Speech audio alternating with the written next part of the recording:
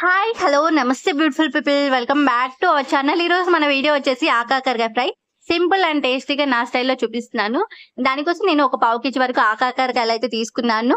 ఇంకా ఇప్పుడు మీకు చూపిస్తున్నది అయితే కొంచెం లైట్ గా పండినవి అయితే టేస్ట్ ఏం డిఫరెన్స్ ఉండదు. ఫుల్ గా పండినవి అయితే టేస్ట్ అనేది డిఫరెన్స్ ఉంటుంది. ఇంకా ఇప్పుడు మీకు చూస్తున్నది అయితే ఫుల్ గా పండిన ఆకాకరకాయలు. నాకైతే ఇంతకు ముందు అస్సలు వీటి గురించి తెలియదు. ఆఫ్టర్ మ్యారేజ్ వైజాగ్ వచ్చిన తర్వాత నాకు వీటి గురించి తెలియడం చూడడం కూడా. ఇంకా ఇప్పుడు మీకు చూసినదైతే ఆకాకరకాయ సీడ్స్. ఇవి చూస్తున్నారు కలరిష్ గా రెడిష్ గా చాలా బాగున్నాయి కదా చూడడానికి. అందుకే మీకు కూడా షేర్ చేస్తున్నాను. ఇంకా బిఫోర్ మ్యారేజ్ అయితే నేను ఎప్పుడు వీటిని ట్రై చేయలేదు. కాకరకాయలు అయితే తిన్నాను కానీ ఇంకా ఇవైతే ఎప్పుడు తినలేదు. ఇంకా మన ఆకాకరకాయ ఫ్రై ప్రాసెస్ వచ్చేసి ముందుగా కళాయిలో తగినంత ఆయిల్ వేసుకొని హీట్ చేసుకోవాలి. తర్వాత ఎండుమిర్చి, తాలింపు గింజలు, కరివేపాకు వేసి ఫ్రై చేయాలి. నేనైతే ఆనియన్ వేయట్లేదండి. మీకు ఆనియన్ వేసే ఇంట్రెస్ట్ ఉంటే వేయండి.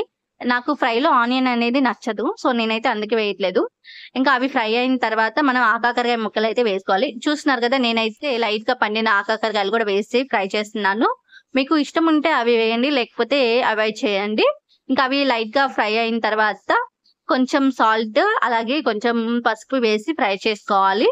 ఇంకా మనం కారం కోసం అయితే ఎండు కొబ్బరి కొంచెం, అలాగే 5-6 రెబ్బలు వెల్లుల్లి, అలాగే 2 స్పూన్స్ కారం వేసుకొని మిక్సీ పట్టుకోవాలి.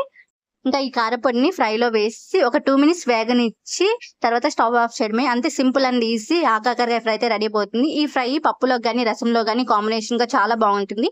మన ఛానల్ ఫస్ట్ టైం చూస్తున్నట్టయితే ప్లీజ్ సబ్స్క్రైబ్ చేసుకోండి. ఈ ఫ్రై మీకు ఎలా అనిపించిందో కామెంట్ చేసేయండి. Thank you for watching. Bye guys.